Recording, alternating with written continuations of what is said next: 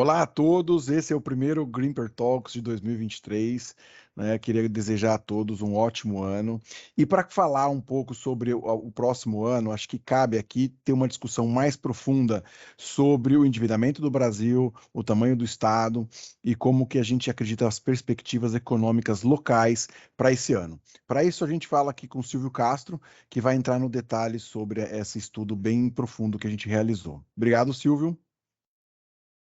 Obrigado, João. Primeiro, queria redobrar os votos de um ótimo ano para todos, que o João já fez, e dizer que a gente vai fugir um pouquinho do nosso protocolo dessa vez, onde normalmente a gente sempre olha simplesmente com um foco muito de alocador de capital, pensando só nas classes de ativos, o comportamento de cada uma, a nossa impressão geral, e dividindo um pouco com vocês quais são as posições. Dessa vez a gente vai numa outra linha. A ideia aqui é tentar contribuir um pouco com o debate que se coloca agora com relação à gestão das finanças públicas e qual que é o impacto disso sobre a visão de médio e longo prazo para o país. Então, para isso, eu já queria dar todos os créditos, dado que eu não sou economista, eu queria dar todos os créditos para a Marian da IUB, que preparou esse estudo para a gente. Eu vou dividir com vocês e no final eu dou uma pincelada sobre qual é a nossa impressão para as classes de ativos nesse contexto, para os diferentes cenários que se colocam. Bom, o objetivo aqui, então, é dividir alguns slides e tentar trazer um pouco para vocês, à luz das evidências empíricas, dos estudos acadêmicos, o que já é aceito amplamente como razoável para a gestão de finanças públicas e foco, inclusive, em melhora da qualidade de vida para a população no médio e longo prazo. Bom, a primeira coisa importante aqui.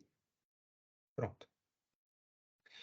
Eu queria deixar só uma frase. A gente está sempre discutindo que o Brasil é o país do futuro, tal, e tem essa frase do Milor que é fantástica, que o Brasil é o mais antigo país do futuro.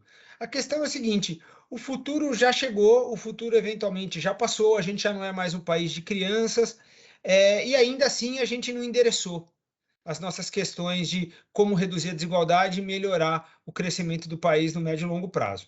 Bom, primeira coisa importante é o seguinte: a gente trouxe um estudo para tentar entender, primeiro, o tamanho do Estado brasileiro. É mito ou é fato que o Estado brasileiro é grande demais, né? Então, só para a gente ter uma ideia, o Estado brasileiro pré-redemocratização, ele trabalhava ali com os gastos do governo geral rodando na casa dos 10% do PIB. As demandas nossas como sociedade e eventualmente de alguns grupos de interesse no pós-redemocratização levou o Estado a crescer e se estabilizar na casa de 40% do PIB ao longo aí das 3 últimas décadas. Quando a gente coloca o Brasil em perspectiva, olhando tanto países desenvolvidos como em desenvolvimento, a gente coloca na base do gráfico qual que é o PIB per capita. E quando a gente coloca no eixo Y, né, do gráfico, qual que é o gasto do governo em percentual do PIB. O que a gente percebe é que para o nosso, para a renda per capita do Brasil, o nosso estado parece ser um pouco grande demais, né? Quando a gente coloca isso só na comparação com outros emergentes, aí a gente vê que realmente o estado brasileiro é grande demais. Bom, a pergunta é: como é que a gente financiou, desde a redemocratização, então, o tamanho do Estado brasileiro e esse crescimento do Estado brasileiro? Inicialmente, entre os anos 80, segunda metade, e a estabilização da economia, que foi o advento do Plano Real, foi basicamente via uma inflação alta que gerava ganhos de senhoriagem e a gente, com isso, ia financiando esse aumento dos gastos do Estado. Bom, a partir de 94, quando a população, a sociedade deu um basta a essa forma de financiamento, que acaba sendo extremamente nociva, a gente foi para o aumento da carga tributária. Então, a gente vê que ali, do meio dos anos 90 em diante, a nossa carga tributária veio subindo ali de 25% do PIB, para buscar praticamente 34% do PIB, e dali em diante foi se estabilizando nessa ordem de grandeza. O que a gente percebe é que a carga tributária ela para de se expandir ali na casa de 2010 a 2012, mais ou menos, que foi o segundo basta, quando começou a ficar muito difícil para o governo empurrar agendas de aumento de carga tributária, e também a gente começou a contar menos, eu vou mostrar isso daqui a pouquinho, contar menos com a ajuda da aceleração do preço das commodities. E aí a gente vai para o aumento do endividamento. A gente percebe que a dívida nossa bruta, ela saiu ali da casa de 60% do PIB em 2014 e foi buscar praticamente 100% do PIB, e agora está mais na casa dos 80, 80 e poucos por cento do PIB. Bom, a outra pergunta é o endividamento do Brasil. A gente primeiro falou do tamanho do Estado, agora vamos falar um pouquinho de endividamento. O endividamento do Brasil ele é muito elevado? Bom, esse mapa que a gente colocou, ele é super interessante porque pelas cores a gente consegue ter uma ideia. Quanto mais escuro, maior o endividamento. Quanto mais claro, menor o endividamento. O que a gente percebe é que, claro, né, quando a gente pega o mundo desenvolvido, Estados Unidos e a Europa, o endividamento é maior do que o nosso. Mas as moedas também, elas são mais aceitas para você financiar esse déficit no longo prazo. Quando a gente pensa no Brasil, por se tratar de uma economia emergente, cuja moeda não é uma moeda de reserva, a gente é sim um país que tem uma dívida relativamente alta, comparável apenas com China, Mongólia, Índia ali. Então, entre os países, só que são países que têm uma taxa de crescimento muito maior do que a nossa. Então, dado o nosso nível de crescimento, a nossa situação em desenvolvimento econômico, parece que o Brasil tem sim um endividamento elevado. O que é importante a gente discutir rapidamente é por que isso é um problema. Primeiro, porque quanto maior a sua dívida, normalmente maior é o seu custo de capital. Segundo, porque o Estado ele compete com o setor privado, então sobe mais ainda o custo de capital para o setor privado. Terceiro, porque em situações mais no limite, isso vai levando a um desarranjo econômico para você pagar essa dívida ou rolar essa dívida, que em última instância atrasa o desenvolvimento econômico, eventualmente aumenta ainda mais a pobreza, a desigualdade, por aí vai. Então, isso é nocivo para a sociedade a partir de um determinado nível de endividamento. Bom, agora, a ideia aqui não é ficar destrinchando matemática econômica, mas é só entender quais são os drivers para a dívida. Então, a primeira coisa importante é, se a gente pensar que a dívida, ela depende hoje, ou para um período à frente, ela depende da dívida atual, mais o quanto a economia consegue crescer, mais o taxa de juros real, mais o quanto um governo consegue arrecadar, mais o quanto o governo gasta, a gente tem uma boa ideia de quais são as alavancas que são possíveis de mexer. Então, vamos começar por crescimento econômico, né? Todo bom desenvolvimentista, ele sempre acha que o caminho para resolver a dívida é vamos crescer. E aí, vamos entender o que dá para fazer. Bom, crescimento econômico, para simplificar bastante a conversa, depende basicamente de duas coisas. Quantas pessoas você coloca a mais na economia por ano para trabalhar e consumir, e por aí vai. E qual é a produtividade dessas pessoas, dada a educação e dado os fatores os bens de capitais que estão disponíveis para você expandir a atividade econômica, né? Então, a primeira coisa importante é, da redemocratização para cá, a gente vê uma gradual tendência de queda da produtividade do Brasil em relação aos Estados Unidos. Teve um curto surto de melhora logo após a estabilização, e depois a gente volta para essa trajetória triste de perda de produtividade, pelo menos em termos relativos. Bom, se a gente olhar ao longo das décadas, o que a gente percebe é o seguinte: dos anos 80 para cá, a gente veio crescendo primeiro a população em idade ativa a 2,6% ao ano, quando o PIB cresceu 1,6% ao ano. Depois, na década de 90, a gente cresceu a população 2% ao ano, com o PIB crescendo 2,5% ao ano. Quando a gente chegou na década de 2010, a gente teve um aumento de produtividade e aí a gente conseguiu crescer o PIB a 3,5% ao ano, mais ou menos, com a população crescendo 2%.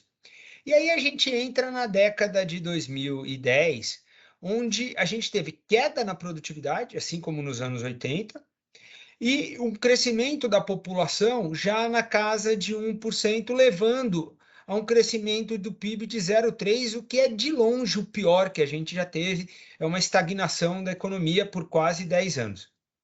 E aí a gente se preocupou em desenhar um pouco cenários para frente. O que é mais dado? Tá? Mais dado é o crescimento da população em idade para trabalhar, que vai ser na casa de 0,3% ao ano para os próximos 10 anos, aí, essa década de 2020. Então, se a gente entregar um cenário de ganho de produtividade compatível aí com os últimos 30 anos, a gente está falando de um cenário onde a gente consegue crescer a economia por volta de 1,5% ao ano, mas se a gente conseguir crescer, vamos pegar a janela dos anos 90 aos anos 2010, tá? Que foi quando a gente cresceu por volta de 1,5%, um pouquinho menos que isso, a produtividade. Isso levaria a gente a crescer o PIB 1,5% ao ano. Se a gente conseguir um cenário otimista, onde a gente aumente a produtividade num patamar que a gente não conseguiu alcançar nos últimos 30, 40 anos, a gente seria capaz de crescer a 2% ao ano. Agora, se a gente tiver um crescimento de produtividade ali na casa de 0,5%, o PIB do Brasil cresce menos do que 1% ao ano. É isso que significa uma queda gradual do crescimento da população em idade ativa. E o mais complicado de tudo é que, a partir agora dos anos 2030, praticamente a nossa população em idade ativa, ela não cresce mais e nos anos 40 ela vai decair. Então, a única chance que a gente tem como sociedade de continuar vendo aumento da prosperidade, do crescimento, é se a gente tiver ganhos de produtividade. Para isso, o que a gente precisa fazer? Basicamente, a gente precisa investir em educação, a gente precisa criar condições para aumento de inovação, para aumento da competitividade externa, e isso sim traria mais prosperidade para a sociedade. Bom, a segunda coisa é, bom, então vamos trabalhar com juros reais mais baixos, dado que entrou muito na moda essa discussão de que o Banco Central, no limite, ele controla a curva toda de juros e por aí vai.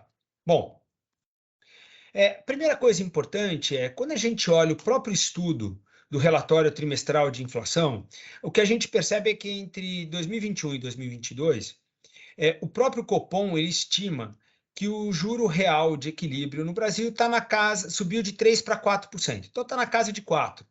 Quando a gente olha a pesquisa Focus semanal, ela já está mais ali para a casa dos 5%. E quando a gente olha as NTNBs longas, elas estão dizendo que está mais na casa de 6. Mas ali, quando a gente olha as Bs, a gente tem que lembrar que tem algum prêmio de risco. Então, vamos focar no relatório trimestral de inflação e no Focus, que é entre 4% e 5%. Para a gente estabilizar a nossa dívida nesse patamar aí de 75%, 80%, a gente teria que entregar um superávit primário, ou seja, arrecadar mais do que a gente gasta antes do pagamento da dívida, alguma coisa na casa de 2 a 2,5% do PIB, que seria uma economia anual de uns 250 bilhões de reais. Bom, então como que a gente pode tentar fazer esse esforço de aumentar o resultado primário, né? A gente pode ir pela linha de vamos arrecadar mais, ou a gente pode ir pela linha de vamos gastar menos, ou pelo menos gastar menos do que arrecadamos, né? Crescer os gastos menos do que a arrecadação. Bom, a primeira coisa interessante é o seguinte, existe também uma discussão de que entre os anos de 2002 e 2014, o Brasil foi muito responsável do ponto de vista fiscal, porque a gente entregou superávites primários ininterruptos ao longo desses 12 anos. Ou seja, a gente gastou menos do que a gente arrecadou. Mas quando a gente olha o resultado primário, ele é essa diferença. Isso não necessariamente significa que a gente gastou pouco. Isso significa que a gente arrecadou mais. E aí, coincidentemente, a gente colocou um gráfico abaixo do gráfico do resultado primário do setor público, onde a gente mostra o índice de commodities.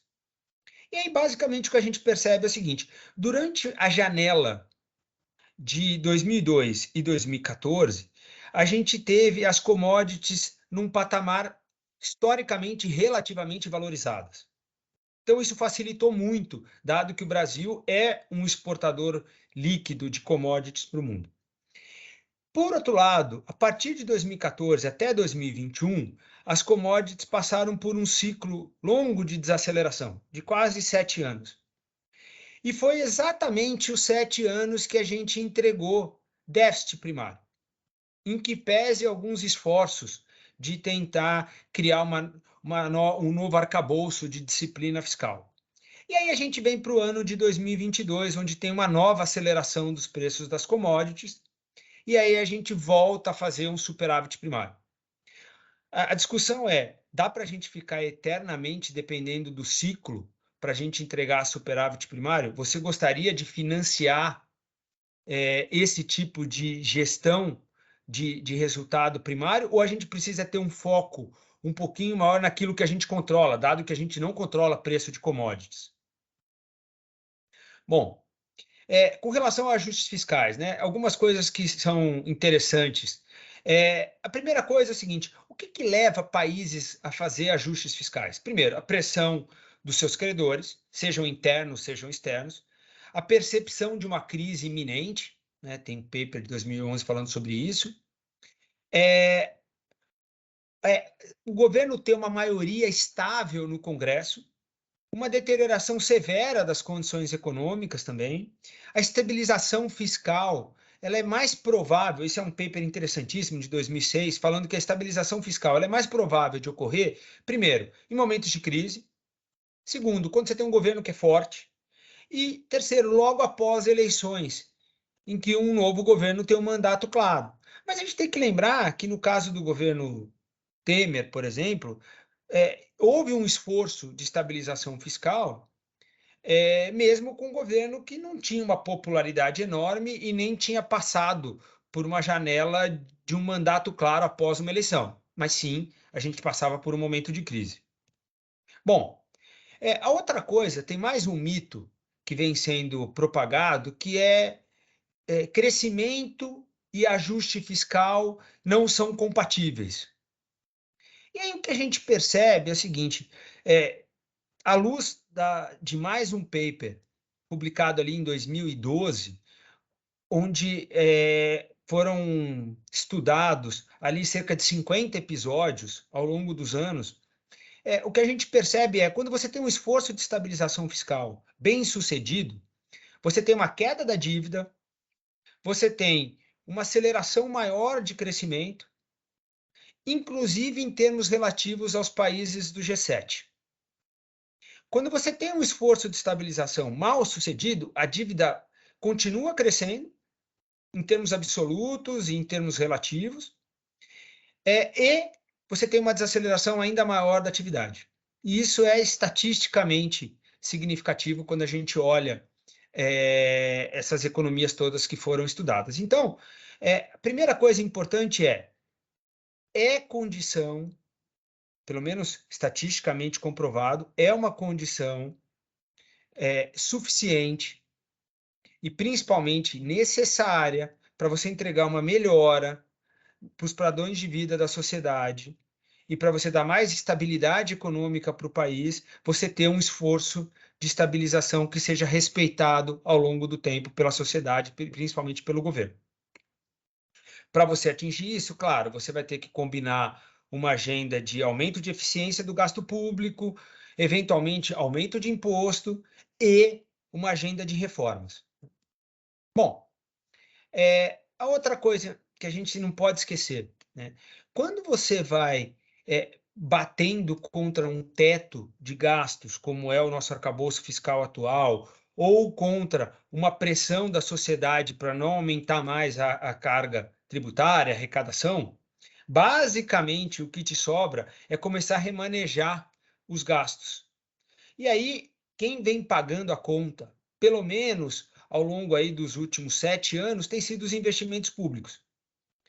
E aí, em que pese o fato de ter também toda uma discussão sobre a eficiência do governo como alocador para os investimentos públicos, existe sim a necessidade no Brasil de aumento de investimento.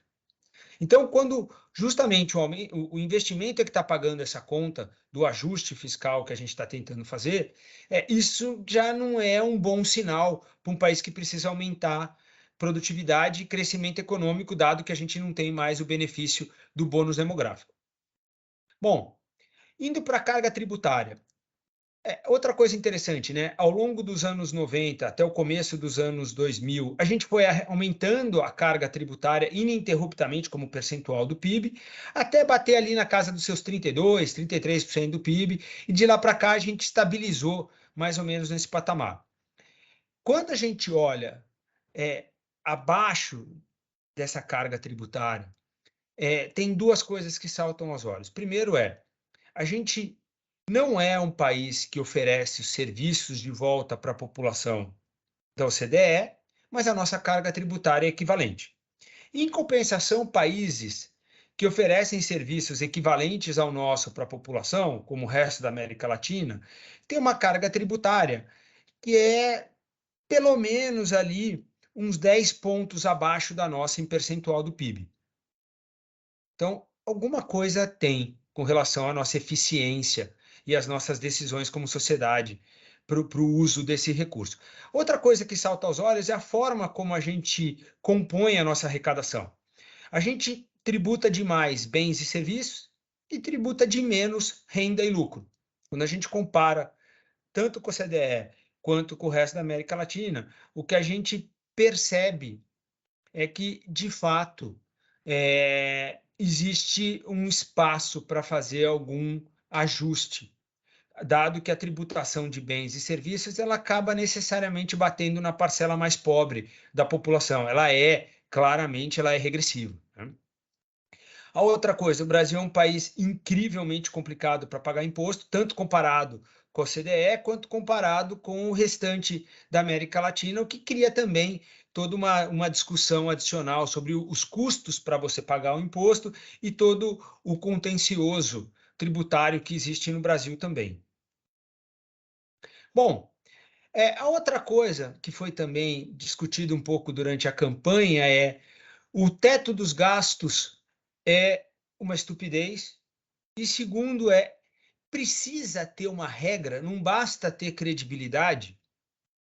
Então, a primeira coisa interessante, a gente pegou um estudo recente, publicado agora em 2022, usando a base de dados do FMI, e o que a gente percebe é que não só a quantidade de possíveis arcabouços fiscais foi aumentando, de regras fiscais foram aumentando ao longo do tempo, como a quantidade de países que, ao longo dos anos 90, 2000 e até essa década atual, veio adotando algum ou alguns tipos de regras fiscais, cresceu exponencialmente. A gente vê de praticamente nenhum país tinha regra fiscal nos anos 90 para praticamente 100 países com algum tipo de regra fiscal no dia de hoje. As regras fiscais, elas variam. Você pode ter desde regras focadas puramente em gastos, com algum, com algum tipo de ciclicalidade ou não, ou regras focadas em superávit primário, ou eventualmente regras focadas em tamanho da dívida. Tem um livro recentemente publicado pelo Fábio Jambiagi, que, aliás, eu acho que deveria ser leitura recomendada para todo mundo fazendo finanças públicas ou interessado no tema, dizendo por que a regra do teto dos gastos ela é recomendável para o Brasil. Basicamente, porque, primeiro, o governo não controla todas as linhas da arrecadação, eu já mostrei a questão das commodities. Segundo, um país que é viciado em gastos, como o Marcos Mendes comentou, que é o caso do Brasil, ela ataca exatamente esse viés deficitário nosso. Ela é muito fácil de comunicar com as pessoas. Olha, tem o máximo para gastar todo ano e é fácil de monitorar. Ela não impede o uso de estabilizador. A gente viu durante a pandemia. Você abre um crédito e você gasta temporariamente fora do teto, mas o teto está lá para mostrar o compromisso da sociedade com a estabilização da dívida. E ela consegue melhorar, no limite, a composição dos gastos, porque à medida que você coloca um teto, se a gente é sério com relação a respeitar esse teto, ela força a gente a fazer escolhas como sociedade. E isso acaba levando a gente a complementar esse arcabouço com reformas macro e micros para aumentar a nossa eficiência. Bom, para terminar essa discussão, o que a gente fez? A gente tentou, e aí, usando um estudo recente, também publicado pelo Gabriel Barros, tentar entender os potenciais caminhos para a dívida pública, né? A primeira coisa que eu acho que vale a pena a gente só lembrar, antes de eu entrar nos resultados, é o seguinte: financiar o Estado, você tem três formas. Você tem a primeira forma, que é via inflação, e isso, no final das contas, prejudica as camadas mais frágeis da sociedade. Você pode fazer isso via carga tributária, mas aí você tem um problema, que é desincentivar o crescimento da economia. Tem um limite que a carga tributária pode chegar antes de deixar de ser interessante você tentar prosperar, seja como empresário ou como trabalhador naquele país, especialmente à luz dos serviços que você recebe de volta, porque muitas vezes você tem dois gastos. E o terceiro é você aumentar o endividamento, mas aumentar o endividamento não é de graça, porque ele tem impactos de curto prazo, mas principalmente ele tem impactos sobre as futuras gerações. Alguém vai pagar essa conta. Bom, então, voltando agora para a nossa discussão sobre a dívida PIB e os potenciais cenários.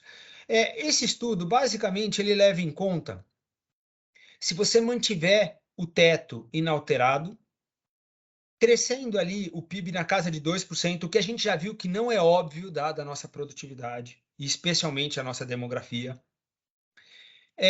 e uma inflação trabalhando ali na casa dos 4 a 4,5% ao ano, lembrando que, historicamente, a inflação do Brasil foi mais alta do que isso, mas a gente tem como meta trabalhar com uma inflação mais baixa do que isso. Tá? Então, trabalhando com essas premissas. Primeira conclusão que a gente chega: a única forma da gente atingir a estabilidade da dívida sobre o PIB seria mantendo o teto dos gastos e crescendo ele apenas com a inflação. Agora, se a gente testar, crescer o teto, por exemplo, 1% ao ano, em termos reais, ou 1,5%, ou 2% ao ano, o que a gente percebe é que a trajetória da dívida ela já começa a escapar. E a nossa dívida vai buscando ali a casa dos 95%, 100% do PIB, ou eventualmente até mais. Se a gente ir trabalhando com cenários onde, por exemplo, a gente cresce o teto dos gastos a 1,5% e a gente excetua dos gastos investimentos, por exemplo, a nossa dívida ela vai crescendo e vai embora. Uma coisa que eu particularmente eu não acredito é que a dívida ela vai embora. De alguma forma, a gente vai encontrar saídas, seja via inflação, seja via aumento de carga tributária, seja reestruturações de toda forma. Então, não existe esse cenário de simplesmente vamos aumentando esse endividamento. Isso vai ter uma consequência via algum tipo de desarranjo. Então, o recado que fica aqui é, primeiro, a gente tem que ser muito mais sério com relação às alternativas para a gente controlar esse nosso viés gastador. Não tem espaço mais para a gente continuar aumentando o gasto público. E se a gente fizer isso, provavelmente a gente vai ver as consequências na forma de desarranjos da atividade econômica para frente. Bom, algumas conclusões então. Primeira coisa, a evidência aponta para a necessidade de repensar o tamanho e a eficiência do Estado. O Estado brasileiro não é pequeno, definitivamente o Estado brasileiro não é barato e definitivamente não é eficiente.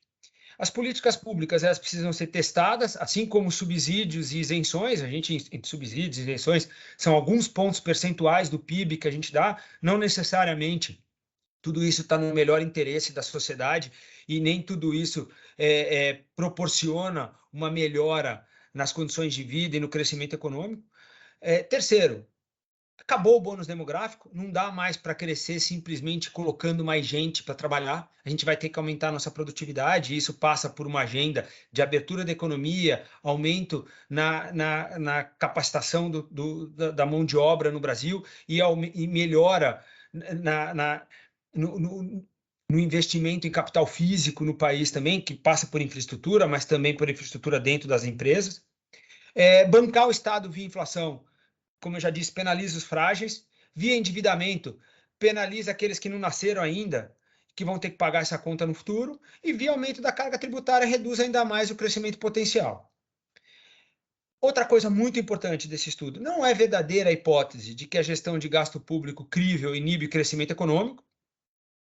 E a última coisa e nós estamos falando no comecinho de janeiro de 2023, os preços atuais, eles não refletem, estou falando bolsa, juros, câmbio, não refletem um desarranjo fiscal e não reflete a trajetória ascendente da dívida pública.